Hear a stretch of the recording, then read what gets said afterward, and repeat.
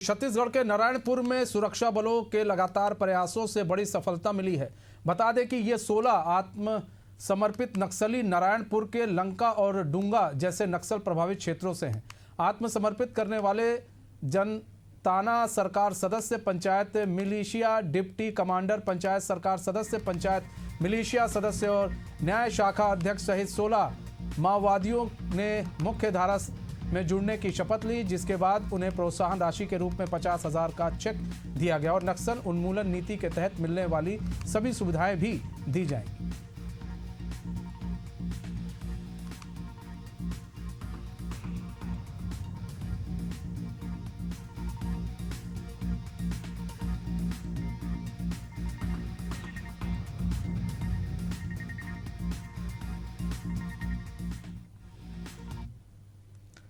मंत्री नरेंद्र कश्यप का बयान सामने आया है। बरेली के सर्किट हाउस में पत्रकारों से बात करते हुए उन्होंने कहा, मोदी सरकार ने समय समय पर पिछड़े वर्ग का सम्मान हमेशा बढ़ाया है और एक बार फिर पिछड़ा वर्ग से संबंध रखने वाले सीपी राधाकृष्णन को उपराष्ट्रपति बनाया।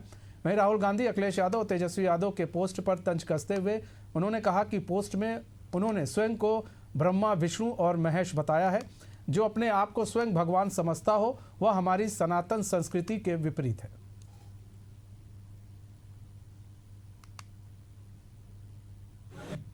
देश की राजनीति में बहुत बड़ी सफलता मिली है एनडीए गठबंधन के उपराष्ट्रपति के प्रत्याशी श्री सीपी राधाकृष्णन जी को। कल वो ऐतिहासिक मतों से विजयी हुए हैं।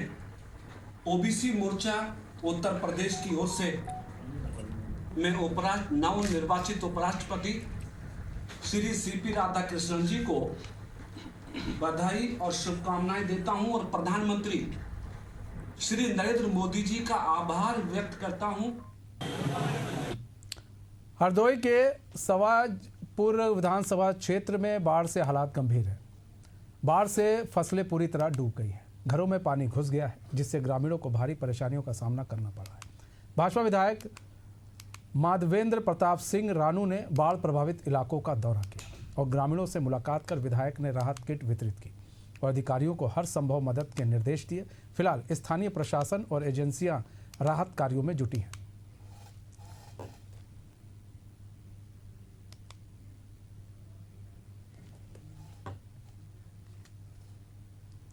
छत्तीसगढ़ के गोरेला पेंड्रा मरवाही में जीएसटी दरों में किए गए सरलीकरण को लेकर जिला भाजपा कार्यालय में प्रेस वार्ता का आयोजन किया गया। प्रेस वार्ता को संबोधित करते हुए पंड्रिया विधायक ने कहा कि प्रधानमंत्री मोदी ने वस्तु एवं सेवा कर के 4 से 2 स्लैब कर 140 करोड़ देशवासियों को देवारी तिहार में बड़ी राहत दी है। आगे उन्होंने कहा कि आज़ाद भारत का ये सबसे बड़ा टैक्स रिफॉर्म है। ये देश की अर्थव्यवस्था को मजबूती प्रदान करेगा। वस्तुओं के दाम कम होने से उपभोग बढ़ेगा और उद्योग व्यापार में बढ़ोतरी होगी।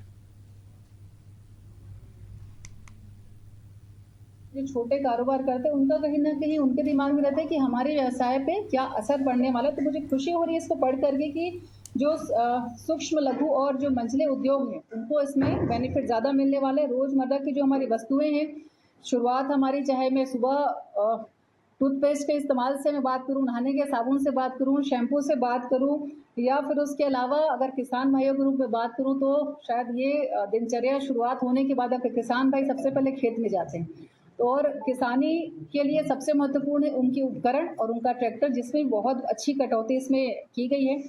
उसके अलावा भी स्वास्थ्य की अगर मैं बात करूं, जीवन बीमा की बात करूं तो निश्चित ही इसमें भी बहुत अच्छी राहत हमारे वित्त मंत्री जी के माध्यम से दी गई है। डिटेल में आपको जरूर इस विषयों पे जो इसकी गुणवत्ता है और जो इसका प्रभाव है उस विषयों पे भी विद्युवार चर्चा जरूर होता है। देहरादून मेडिकल कॉलेज अस्पताल में आयुष्मान योजना के तहत भर्ती मरीजों की सीटी स्कैन और एमआरआई जांच पिछले कई दिनों से ठप है।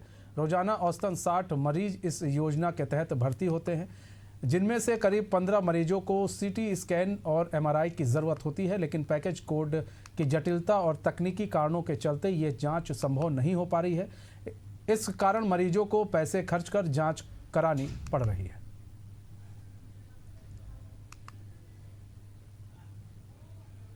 देखिए, हमने एसएचए से भी इस संबंध में बात की है कि जो आयुष्मान से जो भर्ती मरीज हैं उन्होंने जो पैकेज दिए हैं वो काफ़ी लिमिटेड हैं, और उसमें भी अगर मेडिसिन के लिए खुला है एमआरआई, तो वो मेडिसिन के लिए आप अगर स्पाइन का एमआरआई है उसको एक्सेप्ट नहीं करते। तो कुल मिला के बाकी विभागों के लिए तो एमआरआई इन्होंने पूरे ही बंद किए हुए हैं, क्योंकि पुराने इनका कहना था कि पेंडिंग है। तो अभी मरीजों को इससे बहुत ज़्यादा दिक्कत हो रही है। आज हमारा यहाँ से जो आयुष्मान प्रतिनिधि है वो एसएचए गया हुआ है इसी सब मामले को लेके। कल जब जो नए एसएचए के अभी बने हैं मैडम, एसएचओ में आई हैं मैडम नहीं, उनसे भी मेरी बात हुई है कि इस समस्या का समाधान किया जाए, क्योंकि हम एक सरकारी संस्था हैं, नॉन प्रॉफिट संस्था हैं, तो हमारे यहाँ गरीब मरीज ही आते हैं और उनका जो है जांच होना, उनका इलाज होना बहुत। मंदसौर जिले में आवारा कुत्तों का आतंक लगातार बढ़ता जा रहा है। सीतामऊ के साईं विहार कॉलोनी में घर के पास खेल रहे मासूम बच्चे पर एक बार फिर कुत्ते ने हमला कर दिया है, जिसे देख माता पिता ने दौड़कर अपने बच्चे की जान बचाई। इस घटना का सीसीटीवी फुटेज सामने आया है, जो कि सोशल मीडिया पर तेजी से वायरल हो रहा है।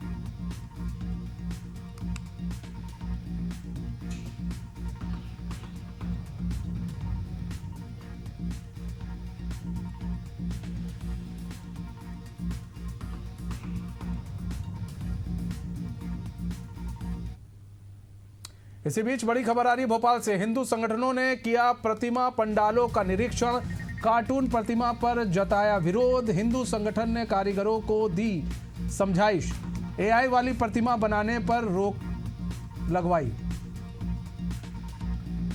तो बड़ी खबर भोपाल से, हिंदू संगठनों ने किया प्रतिमा पंडालों का निरीक्षण, कार्टून प्रतिमा पर विरोध जताया है। हिंदू संगठन ने कारीगरों को दी समझाइश, एआई वाली प्रतिमा बनाने पर रोक लगवाई।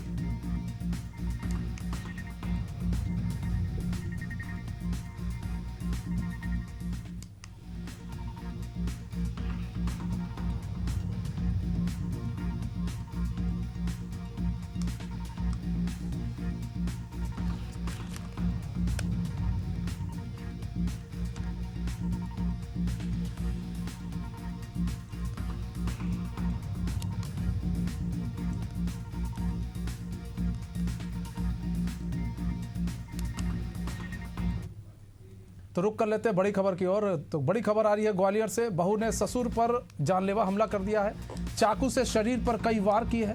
रात भर ससुर को कमरे में बंद रखा, गंभीर हालत में अस्पताल में भर्ती कराया गया है ससुर को। पुलिस ने बहू के खिलाफ मामला दर्ज किया है। मुरार थाना क्षेत्र की बैंक कॉलोनी का मामला बताया जा रहा है।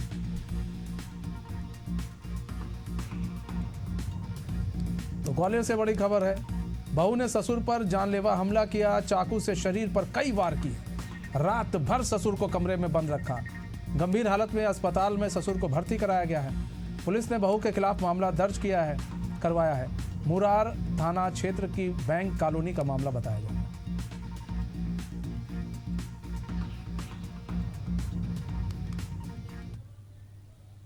इसी बीच बड़ी खबर हरदोई से। पति ने की पत्नी की हत्या, पारिवारिक विवाद के चलते ही हत्या की गई। बीच बचाव करने आई बेटी घायल, मौके पर पहुंची पुलिस ने बेटी को अस्पताल में भर्ती कराया। आरोपी पति को पुलिस ने गिरफ्तार किया है। तो बड़ी खबर इस वक्त की बता रहे हैं आपको, हरदोई से आ रही है। पति ने की पत्नी की हत्या, पारिवारिक विवाद के चलते यह हत्या की गई है। बीच बचाव करने आई बेटी घायल हो गई है। मौके पर पहुंची पुलिस ने बेटी को अस्पताल में भर्ती कराया है। आरोपी पति को पुलिस ने गिरफ्तार कर लिया है।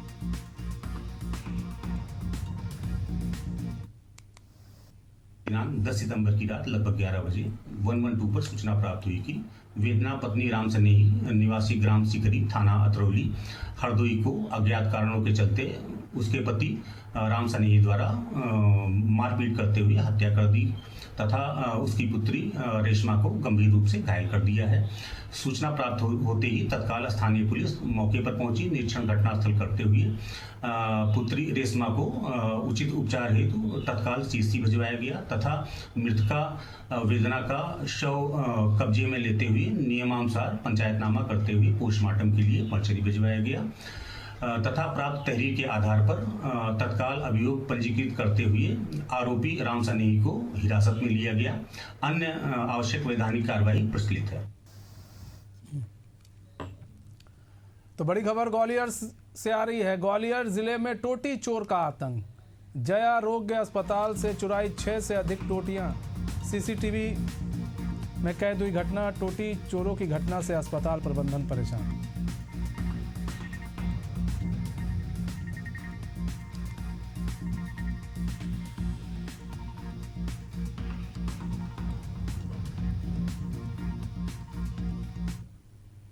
इसी बीच बड़ी खबर धमतरी से आ रही है। बुरई मार्ग के बीच सड़क पर बैठा दिखा तेंदुआ। रात करीब 8 बजे कार चालक ने बनाया वीडियो। बुरई मार्ग पर बाइक चालकों में दहशत का माहौल। उदंती सीतानंदी टाइगर रिजर्व क्षेत्र का मामला बताया जा रहा है। तो बड़ी खबर आपको बता रहे हैं धमतरी से। बुरई मार्ग के बीच सड़क पर बैठा दिखा तेंदुआ। रात करीब 8 बजे कार चालक ने वीडियो बनाया। बुरई मार्ग पर बाइक चालकों में दहशत का माहौल है। उदंती सीता नदी टाइगर रिजर्व क्षेत्र का मामला बताया जा रहा है।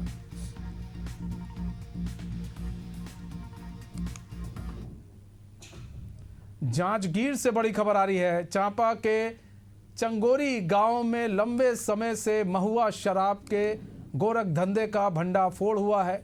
गोरख धंधे से परेशान होकर गांव की महिलाओं ने 196 डिब्बे में भरे महुआ लहान और 75 लीटर महुआ शराब को जब्त किया।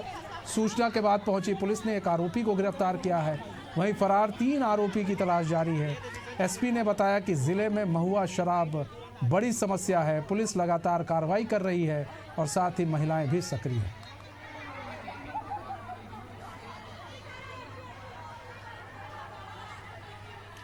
देखिए, कच्ची महुआ शराब एक जांजगीर जिले की प्रमुख समस्या है और उसके लिए जो है महिला समूह भी सक्रिय रहती है। आज ऐसी एक कार्रवाई महिला समूह द्वारा की गई।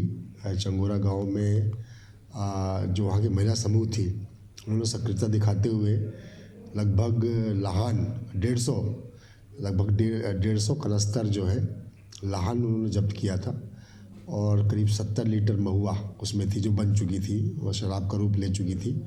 उन्होंने जब्त किया, पुलिस को खबर दिया, गलतरा थाने वाले पहुंचे और उन्होंने जो है 4 लोगों के खिलाफ मामला पंजीबद्ध किया है, जिसमें 3 तो फरार हो गए, 1 को पकड़ा है। 70 लीटर में 34 की कार्रवाई कर रहे हैं और बाकी जो 150 लीटर जो लहान था, जो कनस्तरों में भरा हुआ था, 150 पीपों में कनस्तर लगभग 400-500 लीटर रहा होगा, उसको सबको नष्ट किया गया गाँव वालों के सामने ही। सब लहान एक ऐसा महुए का कच्चा पदार्थ होता है जो शराब बनने की स्थिति में होता है। शराब पूरी तरह बनता नहीं है, सड़ा के महुए को। तो लगभग ऐसा 150 पीपे और 400-500 लीटर लहान को पुलिस ने नष्ट किया नाली में बहा के गाँव वालों के समक्ष। और जो शराब बन चुकी थी महुआ से 34 में कार्रवाई करके 1 आदमी को अरेस्ट किया है और 3 उस पर फरार है। एक मामला दर्ज किया है। बुलंदशहर में पुलिस और स्वाट की संयुक्त टीम ने लूट की वारदात को अंजाम देने वाले आरोपी को मुठभेड़ के बाद गिरफ्तार किया। पकड़े गए आरोपी के पास से अवैध असलाह, कारतूस और बाइक बरामद की गई। बताया जा रहा है कि चेकिंग के दौरान पुलिस ने आरोपी को रोकने की कोशिश की, लेकिन आरोपी ने फायरिंग शुरू कर दी, जिसके बाद संयुक्त टीम की जवाबी कार्रवाई में लूट का आरोपी घायल हो गया। फिलहाल उसका इलाज जारी है और पुलिस आगे की कार्रवाई में जुट गई।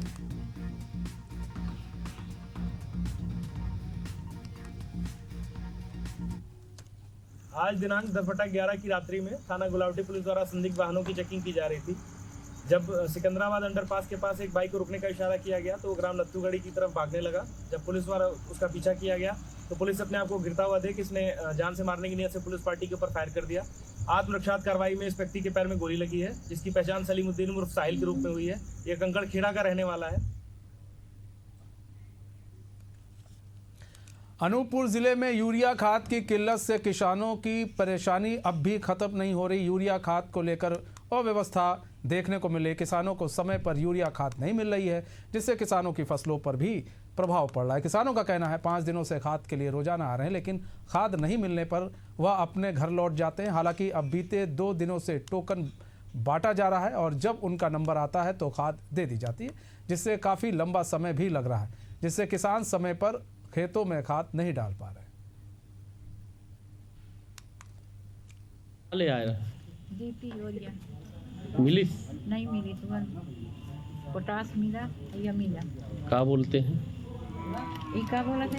नहीं तो यूरिया डीएपी खिलाने क्या बोल रहे हैं कि नहीं मिलेगा? नहीं मिलेगा। डीएपी लेने आए थे, क्या हुआ? नहीं मिला। नहीं मिला? कब से आ रहे हैं लेने? एक सप्ताह से तो नहीं मिल रहा है? नहीं मिला। अब कैसे खेती करोगे? बिना खाद की खेती करें। भारत सरकार तिलहन फसलों के उत्पादन को बढ़ाने के लिए national mission on edible oil palm संचालित कर रहे हैं। ऑयल पाम की खेती के फायदे को देखते हुए बलौदाबाजार भाटापारा जिले के किसान भी इस खेती में रुचि ले रहे हैं। अब तक विकासखंड सिमगा के ग्राम जरोद में 2 हेक्टेयर और भाटापारा के ग्राम बिजराडी में 6 हेक्टेयर कुल 8 हेक्टेयर क्षेत्र में ऑयल पाम पौधे का रोपण कर काम पूरा कर लिया गया है। योजना के बीजर डी के लाभान्वित किसान ने बताया कि यह योजना किसानों के लिए लाभकारी योजना है।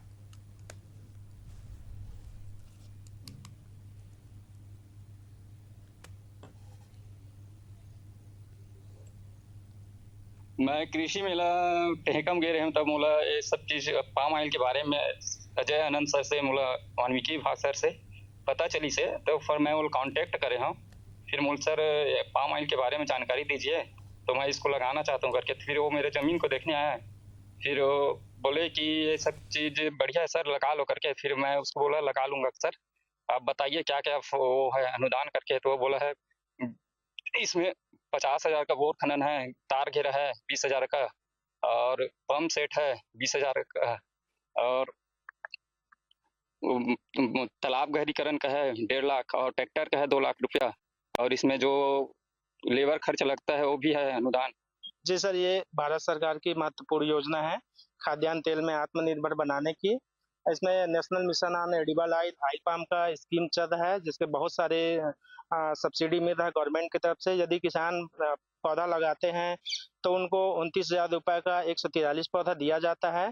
इसके साथ में 2 हेक्टेयर से अधिक में अगर करते हैं तो उनको बोरवेल का भी लाभ मिलेगा, जिसमें 50,000 रुपये बोरवेल खनन में है, और 27,000 रुपये SC ST और महिला किसान के लिए पंप सेट के लिए है। यदि अन्य किसान है तो उनको 22,500 रुपये का सब्सिडी दिया जाता है। इस बुलेटिन फिलहाल